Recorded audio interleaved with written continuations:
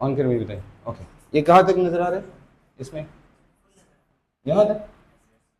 अच्छा, फिर अच्छा है। ओके, आज हम पढ़ेंगे about the very first topic after predictable. I am sure कि आपको प्रेडिक्टेबल अब सही आता होगा, राइट? ओके, तो हम शुरू करते हैं कि सबसे पहली चीज़ जो हम पढ़ने जा रहे हैं वो है पीरियड नंबर 3। सबसे पहले पीरियड क्या है? पीरियड हम कहते हैं कि पीरियड इज द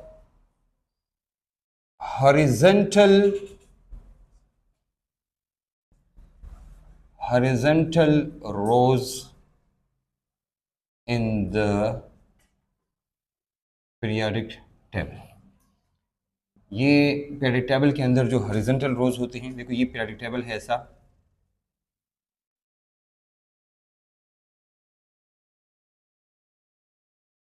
तो पीरियडिक टेबल के अंदर ये जो हॉरिजॉन्टल रोज हैं ऐसे, ये नहीं है, ये इसको हम कहते हैं पीरियड। समझ आइए ना? ये जो वर्टिकल कॉलम्स है, वर्टिकल, इसको कहते हैं वर्टिकल कॉलम। इसको क्या कहते हैं? Vertical columns. ये ग्रुप्स है, तो ग्रुप हम बाद में पढ़ेंगे, लेकिन अब हम जो पढ़ने जा रहे हैं वो ये है, ये वाला, ये पीरियड, इसको पीरियड्स कहते हैं। पीरियडिक टेबल के अंदर कितनी पीरियड्स हैं? 7 पीरियड्स है। इसका मतलब है कि there are 7 periods in the periodic table. अच्छा, अब इससे क्या पता चलता है? There are 7 periods in the periodic table. Periodic table के अंदर 7 पीरियड्स हैं, 7।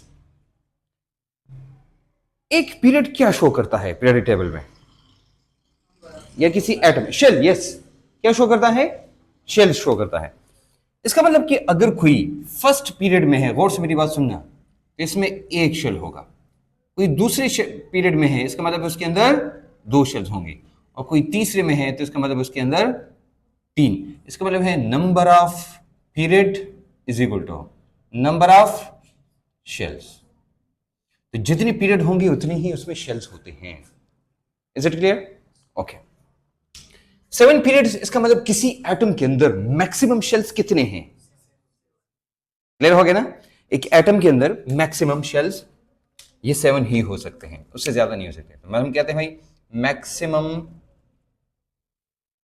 Shells in an atom,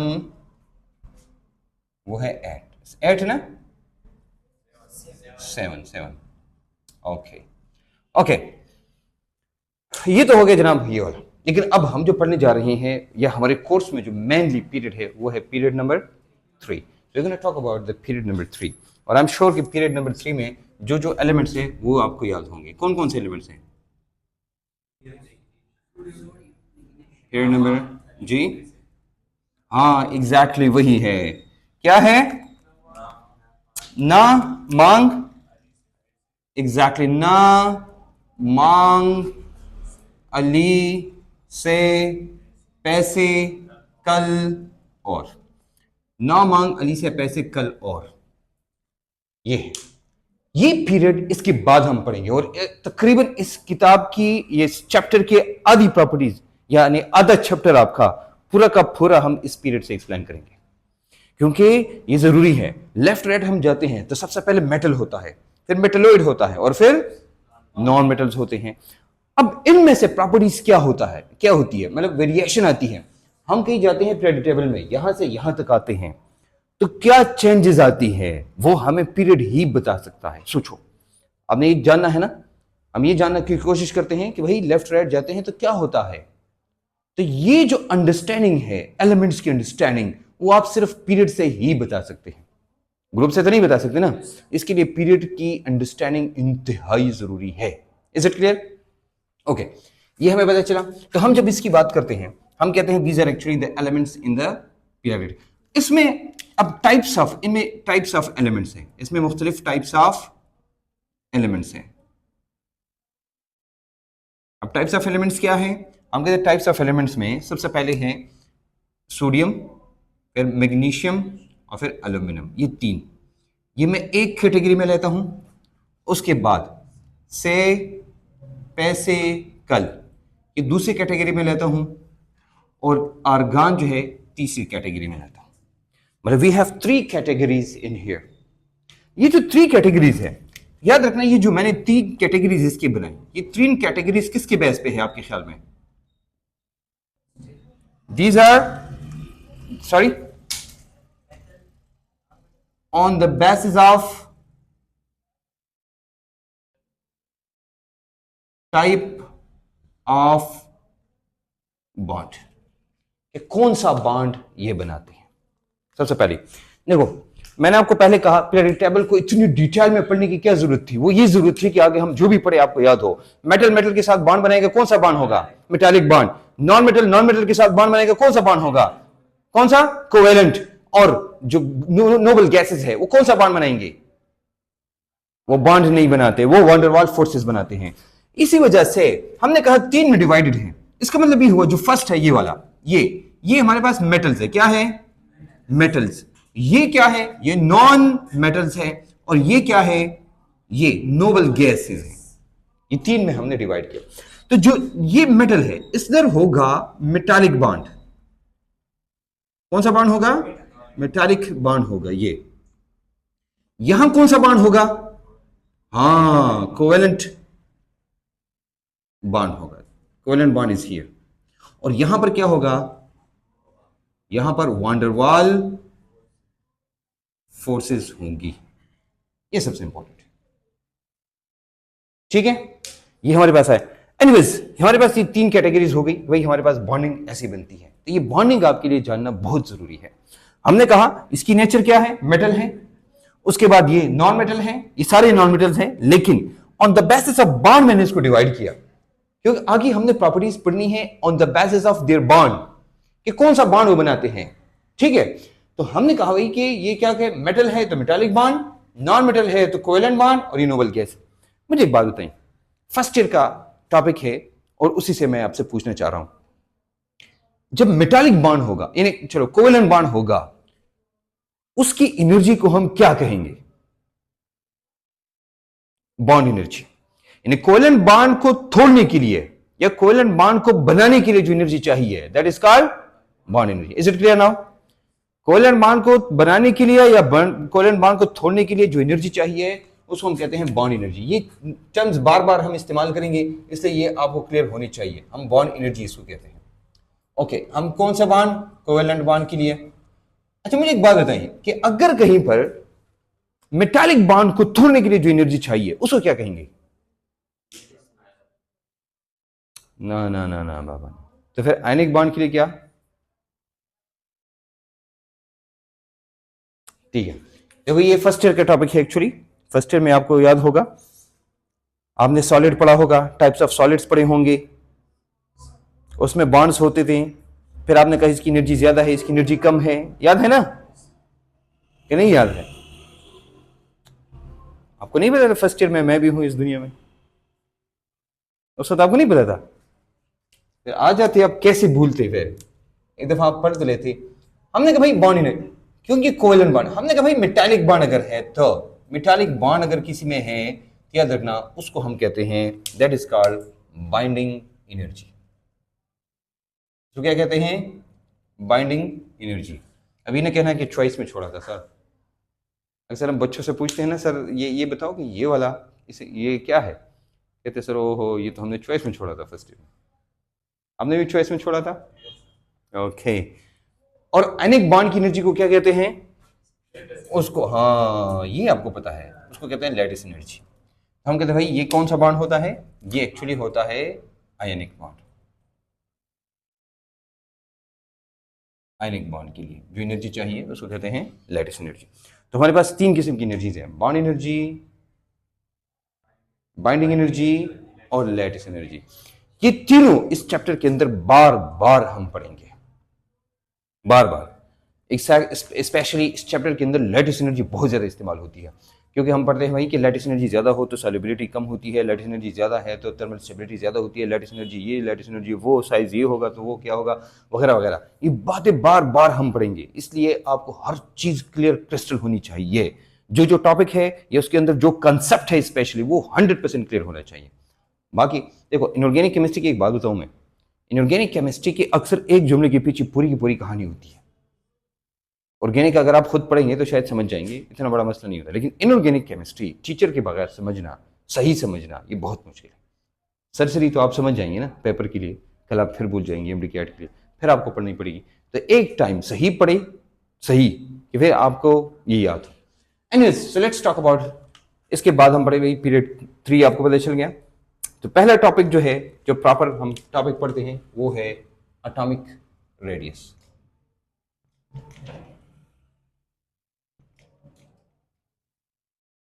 atomic radius, वैसे एटॉमिक रेडियस के लिए लोग साइज का लफ्ज भी इस्तेमाल करते हैं, ठीक है। बाद में जब हम प्रॉपर्टीज पढ़ते हैं तो हमने कहा रेडियस बड़ा होता है तो हम कहते हैं साइज बड़ा होता है, रेडियस कम होता है तो हम कहते हैं भाई साइज छोटा होता है, राइट। तो ये इंटरचेंजेबली हम आगे इस्तेमाल करेंगे, लेकिन इस वक्त जो लफ्ज इस्तेमाल करते हैं वो है रेडियस। ओके, रेडियस की सिंपल डेफिनेशन क्या है? हम कहते हैं actually the distance from the nucleus, the distance from the nucleus to valence electron, उसको हम कहते हैं एटॉमिक रेडियस। देखो, वैलेंस इलेक्ट्रॉन का मतलब क्या होता है? Electrons in the outermost shell. आप ये भी कह सकते हैं सिंपल, अगर आप ये लिखना चाहें या किसी किताब में लिखा है the distance from the nucleus to the electrons in the valence shell या in the outermost shell या द वैलेंस इलेक्ट्रॉन या वैलेंस शेल, सब ठीक है। समझ आ रही बात? अल्फाज डिफरेंट है लेकिन मतलब तो सेम है ना। तो कहीं भी किसी ने कुछ भी बताया या कहीं भी किसी किताब में कुछ भी लिखा है तो समझो भाई सबका मतलब यही है। आगे हम पढ़ने जा रहे हैं। एक्चुअली होता ही है ना कि आप किसी एटम का रेडियस मालूम नहीं कर सकते, अलग इंडिविजुअल एटम आप लेते हैं और उसका मालूम नहीं कर सकते। तो याद रखना ये हम कर नहीं सकते हैं, इसलिए ये डेफिनेशन एक्चुअली जो हम पढ़ते हैं वो दूसरे अंदाज में पढ़ते हैं। एटॉमिक रेडियस का जो डेफिनेशन है ना हम दूसरे अंदाज में पढ़ते हैं। वो अंदाज क्या है? देखो, हम कहते हैं कि जो इसका रियल डेफिनेशन या जो जिससे आप इसको मालूम कर सकते हैं, ये नहीं कि ये गलत है, ये ठीक है ये वाला, लेकिन एटॉमिक रेडियस मालूम करने के लिए जो सही डेफिनेशन है वो ये। हम कहते हैं actually this is half of the bond length, half of the bond length का आधा हिस्सा, बॉन्ड लेंथ का, that is called atomic radius. अब देखो, आप कहेंगे sir half of the bond length क्यों, व्हाई? ये भी एक बहुत बड़ी बात है ना कि क्यों। केमिस्ट्री के अंदर याद रखना हर चीज का व्हाई आपको पता होना चाहिए।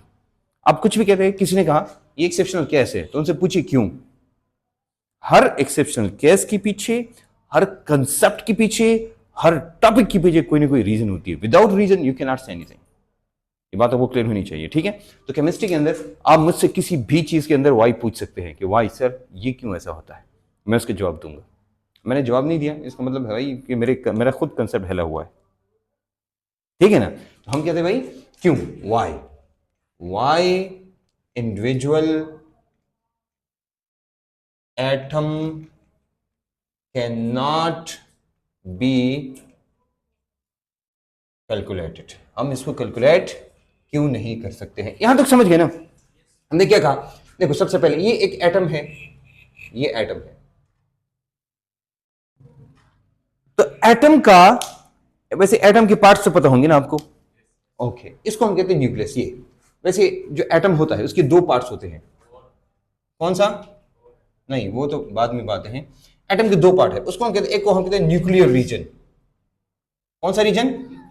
न्यूक्लियर रीजन कहते हैं। दूसरे को हम कहते हैं एक्स्ट्रा न्यूक्लियर रीजन। मतलब एटॉमिक स्ट्रक्चर सही नहीं पढ़ा आप लोगों ने, एटॉमिक स्ट्रक्चर सही नहीं पढ़ा आप लोगों ने। ओके, एक होते हैं न्यूक्लियर रीजन। तो न्यूक्लियर रीजन के अंदर क्या क्या होता है? न्यूट्रॉन प्लस प्रोटॉन होता है, बाकी और भी चीजें मियान्स एंड पिजान्स एंड ब्ला ब्ला ब्ला, बहुत सारी चीजें हैं, लेकिन उन चीजों को हम नहीं पढ़ते हैं क्योंकि वो हमारे कोर्स या किसी फायदे की चीज नहीं है। यहां एक्स्ट्रा न्यूक्लियर रीजन है, इसके अंदर शेल्स होते हैं, शेल्स के अंदर सब शेल्स होते हैं, सब शेल्स के अंदर ऑर्बिटल्स होते हैं, ऑर्बिटल्स के अंदर इलेक्ट्रॉन्स होते हैं, इलेक्ट्रॉन जो पाए जाते हैं जहां पर उसको कहते हैं लोब। एक ऑर्बिटल है ना, आपने ये देखो, ये इसको ऑर्बिटल कहते हैं। इस ऑर्बिटल के अंदर यहां इलेक्ट्रॉन ज्यादा पाए जाते हैं, यहां ज्यादा पाए जाते हैं, हम उसको कहते हैं, उसका लोब कहते हैं। Do understand now? ये आपको बिल्कुल क्लियर क्रिस्टल होना चाहिए। फिर उसके बाद हम पढ़ते हैं ये जो शेल्स हैं, बाहर के शेल को क्या कहते हैं, जो आपने अभी बताया भी है, वैलेंस शेल। वैलेंस शेल के अंदर के शेल को क्या कहते हैं? Penultimate shell. कौन सा? Penultimate shell. पेनल्टीमेट के अंदर के शेल को क्या कहते हैं? Anti penultimate shell. इसको एंटी पेनल्टीमेट कहते हैं। Is it clear to now? पहले बाहर के वाले शेल को क्या कहते हैं? Valence shell. उसके अंदर वाले को पेनल्टीमेट, और उसके अंदर को एंटी पेनल्टीमेट, यानी सेकंड लास्ट और थर्ड लास्ट। देखो ये हो गया हमारा last, second last, third last. समझ आ रही है? तो आखिरी शेल को हम क्या कहते हैं? Valence shell. और उसके बाद, तो मैंने आपको पहले भी कहा कि मेनली हम जो पढ़ते हैं वो वैलेंस शेल की प्रॉपर्टीज पढ़ते हैं इनऑर्गेनिक केमिस्ट्री के अंदर, क्योंकि पीरियोडिक टेबल को आप देखेंगे गौर से तो आप सारी की सारी जो रिएक्शंस पढ़ते हैं या जो केमिकल प्रॉपर्टीज होती हैं, they depend upon the valence electrons. और वैलेंस इलेक्ट्रॉन यानी वैलेंस शेल के अलावा पूरा एटम, उसको हम क्या कहते हैं? ये जो मैं ऐसे शेड कर रहा हूं, शेडेड पार्ट को हम कहते हैं क्या? That is called core. Core. Is it clear to you now? Okay, हमने कहा भाई कि इंडिविजुअल एटम एग्जिस्ट नहीं करता। हम आप कहेंगे सर आपने तो बनाया, ये मैंने बनाया है ना, वो ये बोहर थ्योरी है। कौन सी? ये बोहर एटॉमिक मॉडल है। लेकिन आपको याद होगा कि बोहर एटॉमिक मॉडल की कुछ डिफेक्ट्स भी थे, वो फ्लॉप हो गए ना बाद में। लेकिन छोंके देखो, आप एक फाउंडेशन रखेंगे, आप एक बात करेंगे तो लोग उस बात को गलत साबित करने की कोशिश करेंगे, तो वो कहेंगे नहीं, ये वाला ठीक है, बोला ये तो ऐसे लगा है। ये जो ठीक करता है ना, ठीक करता है, तो जो गलत साबित किया तो उसके बेस पे गलत ठीक साबित करोगे ना। सोचो, अगर एक बात ठीक है तो उसकी तो डिबेट की जरूरत नहीं है, हम कहें भाई ऐसा है। लेकिन अगर आप डिबेट करते हैं और थ्योरीज आती हैं और मॉडल आते हैं, तो वो मॉडल क्यों आएंगे? वो आएंगे क्योंकि वो गलत चीज जो है उसको सही साबित करने की कोशिश करेंगे। ऐसा है ना? तो एक्चुअली इसके साथ बात ये हुई, आपको एक याद होगा, कहते हैं कि शेल के कोई फिजिकल एग्जिस्टेंस नहीं है, वो याद है आपको? नंबर 2, इसने कहा कि electron revolve around the nucleus in a fixed circular path. एक खास जगह है, सर्कुलर है, उसमें ये जाके वो करता है। इसका मतलब ये नहीं हुआ कि इलेक्ट्रॉन 2D में मूवमेंट करता है। मैंने कहा फिक्स जगह है ना, इधर इलेक्ट्रॉन मूवमेंट कर, बस ऐसे ऐसे ना। देखो, तो वो सारी बातें आप याद रखिए बोहर थ्योरी वाली, जो गलत है। हमने एक ये कहा था ना कि इलेक्ट्रॉन जो है, इलेक्ट्रॉन वो स्ट्रेट ट्रेवल नहीं करता। हम कहते हैं इलेक्ट्रॉन जो होता है उसकी डुअल नेचर है। डुअल कहते हैं ना, मुनाफिक बनने को कहते हैं। जो आपके साथ बैठा होता है वो कहते हैं भाई बाप बहुत अच्छे है, वो ऐसा है, उसके साथ बैठ के कहते हैं यार तुम अच्छे हो, वो सेम ही, राइट? इसलिए डुअल। तो इलेक्ट्रॉन की जो नेचर वो डुअल होती है, that travel in the form of a wave, particle in wave nature, ये कहते हैं ना। आप कहेंगे सर कैसे? तो देखो मैं आपको इसकी लाइव एग्जाम्पल देता हूँ। जितनी भी फिशेज हैं, फिश देखिए, मछलियाँ, वो कैसे मूवमेंट करती है? वो करती है कि नहीं करती? आप कहेंगे भाई पार्टिकल है तो कैसे मूवमेंट करता है? भाई आओ मुझे कहे, मैं साबित करूं आपको। श्रोडिंगर ने साबित किया था रस्सी से, ये पार्टिकल है, देखो ये मूवमेंट कर रहा है कि नहीं कर रहा, वेव बनने की नहीं बनने। समझ आ रही बात? तो चीजों को ऐसे सीखे कि दिमाग में वो फिक्स हो जाए। हमने कहा भाई ये, अब वो सारी बातें जो मैंने आपको की हैं उनको मैं सिर्फ एक डिफरेंट अंदाज में इंग्लिश में लिखूंगा, साइंटिफिक अंदाज में, ठीक है? आपको बात समझ आई होगी। सबसे पहला पॉइंट क्या है? There is no clear cut boundary of the atom, no clear cut boundary of the atom. Atom की कोई क्लियर कट बाउंड्री नहीं है। हम कहते हैं इसके डुअल नेचर है। क्या है? डुअल नेचर मतलब है कि वेव के फॉर्म में ये मूवमेंट। मुझे एक बात बताओ, ये इस वेव के फॉर्म में कोई मूवमेंट करता है तो अभी कह सकते हैं कि इस तरफ से इसकी बाउंड्री ये है या ये है? नहीं समझे मेरी बात ना? हम कहते हैं ये वेव की फॉर्म में मूवमेंट कर रहा है, तो आप कह सकते हैं ये बाउंड्री ये है, ये बाउंड्री है तो फिर ये इलेक्ट्रॉन इधर क्यों है, और अगर इधर है तो फिर इधर क्यों? तो आप क्लियर कट बाउंड्री किसी भी एटम की नहीं बता सकते। व्हाई? क्यों? एग्जैक्टली, डुअल नेचर है, तो आप बाउंड्री बता नहीं सकते, आप बता नहीं सकते। आप इसको हम कहते हैं इलेक्ट्रॉनिक डेंसिटी। क्या कहते हैं इसको? Electronic density. वैसे जानते हैं इलेक्ट्रॉनिक डेंसिटी, इलेक्ट्रॉन्स कहां तक हैं, बादल कहां तक फैले होते हैं ना, या वो एक दरख्त है उसकी जो वो है वो कहां तक फैला हुआ है, तो वो उसकी डेंसिटी होती है। इलेक्ट्रॉन्स कहां तक होते हैं, वो इलेक्ट्रॉनिक डेंसिटी। तो आप electronic density can not B determine, आप डिटरमिन नहीं कर सकते हैं। क्या? कैन नॉट बी डिटरमिन्ड, ये आप डिटरमिन ही नहीं कर सकते हैं।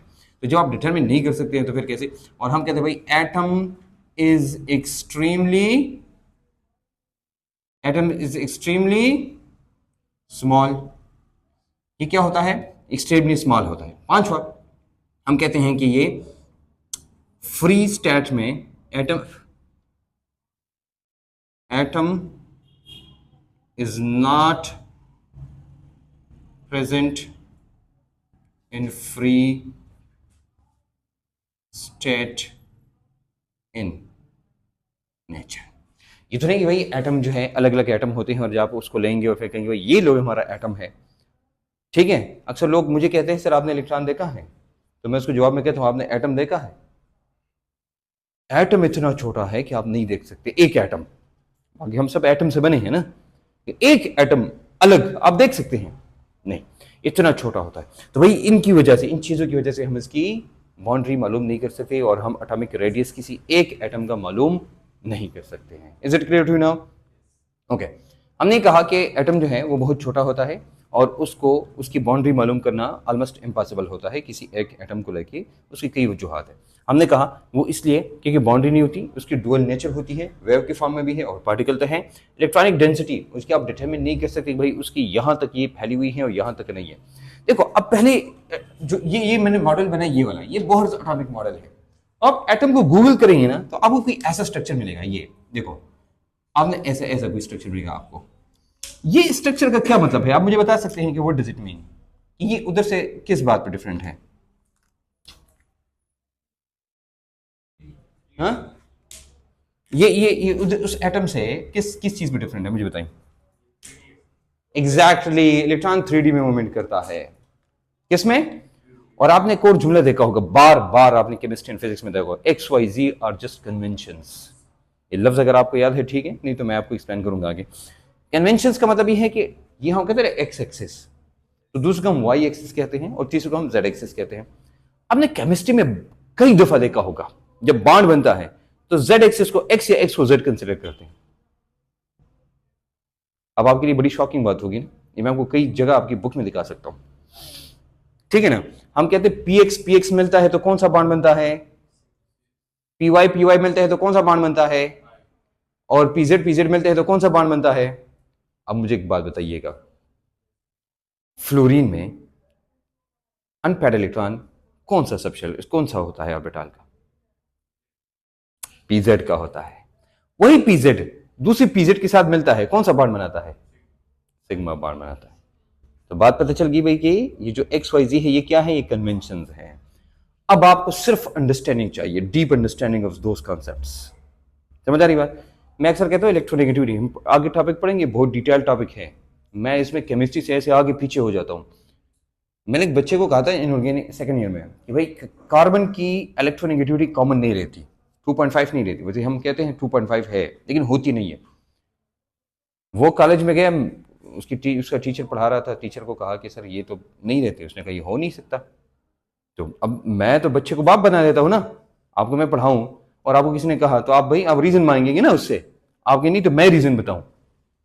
मैंने उसे कहा कि एसिड किसे कहते हैं? एसिड जानते हैं ना आप, HCl एसिड है कि नहीं है?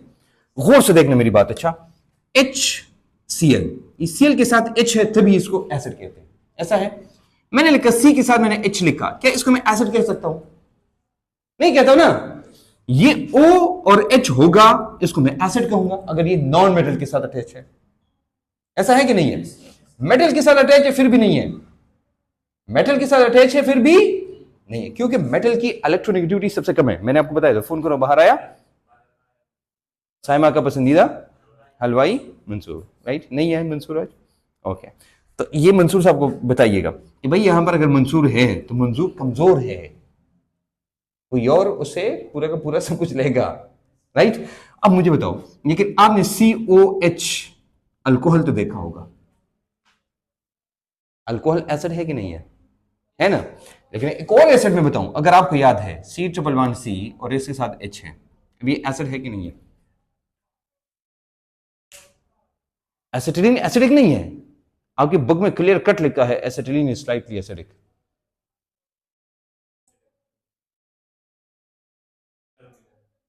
Terminal alkynes are acidic, yes, यही जुमला है, टर्मिनल अल्काइंस आर एसिडिक। अगर हाई इलेक्ट्रोनेगेटिव एलिमेंट के साथ हाइड्रोजन लगाओगे तो वो एसिड होगा, यही है ना? नहीं तो जाके देख लीजिएगा, सारे के सारे हाई इलेक्ट्रोनेगेटिव एलिमेंट के साथ जो हाइड्रोजन अटैच होगा वही एसिड होगा। फिर ये क्यों एसिड है? और आपको ये नहीं तो जाके अपनी बुक में देखिए, बुक में नहीं है तो जाके गूगल करे, गूगल नहीं तो चैट जीपीटी, जहां पर आपका दिल करता है वेरीफाई करें और फिर आके मुझे बताइए। हाई इलेक्ट्रोनेगेटिव एलिमेंट के साथ हाइड्रोजन लगा होगा वो एसिड होगा, लेकिन यहां कार्बन के साथ लगा है वो फिर भी एसिड है। और इसके मैं हजारों ऐसी एग्जांपल्स बता सकता हूं। क्लोरोफॉर्म हाइड्रोजन बॉन्ड बनाता है, आपने फर्स्ट ईयर में पढ़ा होगा, हाइड्रोजन बॉन्ड तब बन सकता है जिसके साथ FO या N होगा, लेकिन क्लोरोफॉर्म में फोन यस, तो क्लोरोफॉर्म में तो CH के साथ लगा है फिर भी वो हाइड्रोजन बॉन्ड बनाता है, क्यों? रीजन पता है आपको? पता है आपको? बताइए ना।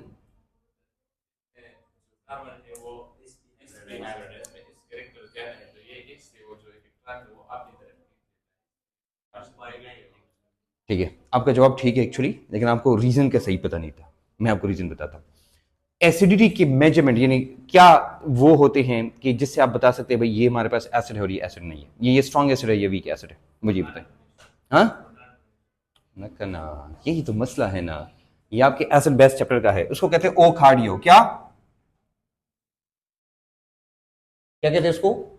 जो आप मुझे बताते हैं ना, मैं आपको बताता हूं। देखो, मैंने लिखा मिंगनीज, इसमें +7 चार्ज है। दूसरा मैंने लिखा मिंगनीज, इसमें +2 चार्ज है। मैं कहूंगा भाई दोनों दोनों क्या है? एसिड्स है। अब सॉरी, दोनों मेटल्स है। अब बताओ एसिड कौन सा है? और +2 वाला बेस है और ये एसिड है, तो ये ओ ऑक्सीडेशन स्टेट को कहते हैं। सबसे पहले आप किसी भी चीज में उसके ऑक्सीडेशन स्टेट को देखेंगे। दूसरे नंबर पे चार्ज को देखेंगे, चार्ज पे अगर पॉजिटिव चार्ज है तो एसिड है, नेगेटिव चार्ज है तो बेस है। एंड आते आते फिर आप आएंगे कहां तक? फिर आप आएंगे हाइब्रिडाइजेशन तक। ये हर एक आप देखेंगे तो आपको पता चल जाएगा। ये तो सिर्फ नहीं है भाई हाइड्रोजन देने वाला और हाइड्रोक्सिल देने वाला, बस यही है। मेटल भी तो एसिड है ना। फिर आप कहेंगे सर लुईस एसिड वाला, ठीक है बात, लेकिन लुईस एसिड का मतलब ये तो नहीं है कि भाई आप सिर्फ वो जुमला रट्टा कर और बस बात खत्म। अगर आपको FSC में या MD में की क्वेश्चन आता है विच of the following is more acidic, और ये तो MD का बार बार आने वाला MCQ है।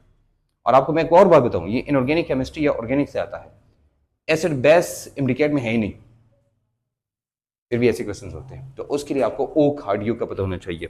एक एक यहां पर जो हमने दिया है हर एक चीज का, तो इसमें हाइब्रिडेशन होती है, इसमें डाइपोल इंडक्शन होती है। ये जो आप ये ओ ऑर्बिटल के लिए आखिर में सब कुछ आपको नहीं मिलता ना, कुछ भी नहीं मिलता जो आपने बातें बताई है। फिर आप ऑर्बिटल्स को देखेंगे। ऑर्बिटल, ऑर्बिटल में ये होता है कि जो S कैरेक्टर जितना ज्यादा है उसकी एसिडिटी उतनी ज्यादा होती है। अब मैंने आपको दिमाग खोल दिया। आप पहले मुझे नहीं बता सकते थे, अगर मैं आपको कहता C सिंगल बॉन्ड C है मेरे पास, भी अब छोड़िए, मैंने आपको कहा कि मेरे पास अल्केन है और साइक्लोअल्केन है और बेंजीन है, बताओ कौन सा ज्यादा एसिडिक है? नहीं बता सकते थे ना, अब आप बता सकते हैं। अब आप कहेंगे भाई ये अगर S कैरेक्टर जितना ज्यादा होगा एसिडिटी ज्यादा होगी, बेंजीन इज ज्यादा एसिडिक, मोर एसिडिक। लेकिन एक और चीज आपको मैं कहूंगा, ये छोड़ो, मैंने कहा भाई ये मेरे पास है ये टक और ये मेरे पास है C111C, अब बताओ क्या कौन एसिडिक है? आप कहेंगे ये है। Simple, single double and triple bond को देखो, triple bond will be more acidic then double bond will be more acidic then single bond. इसको कहते हैं हाइब्रिडाइजेशन का ऑर्बिटल।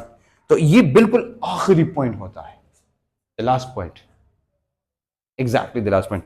डाइपोल इंडक्शन का आपने देखा होगा, आपको देते हैं फॉर्मिक एसिड, एसिटिक एसिड, फिर आपको देते हैं fluoro acetic acid, chloro acetic acid, आपको बताते हैं which of the following is more acidic. तो ये भी देखो, ये कंसेप्ट अगर आप फर्स्ट ईयर में डेवलप कर देना, यहां पर मैं आपको सिर्फ बता दे, इशारा देता, आप समझ जाते।